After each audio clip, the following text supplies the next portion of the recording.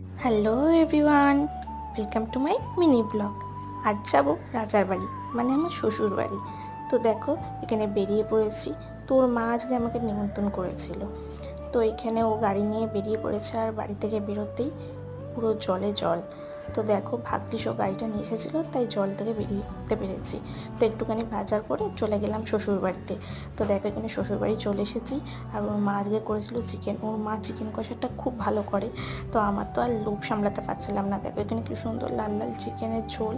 ঝোলটা তো ছিলই, কিন্তু কষাটাও খুব সুন্দর করে। তো খুব ভালো হয়েছিল এটা। তো আমি আর লোভ সামলাতে পারিনি। তো এখানে খেতে বসে পড়েছি আমি আর ওর ভাগ্নি, রাজার ভাগ্নি, দুজন মিলে খেতে বসে পড়েছি। আর রাজাকে বলেছি তুমি ভিডিও করো।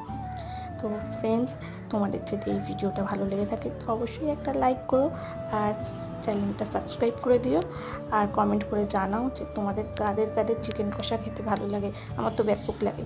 টাটা।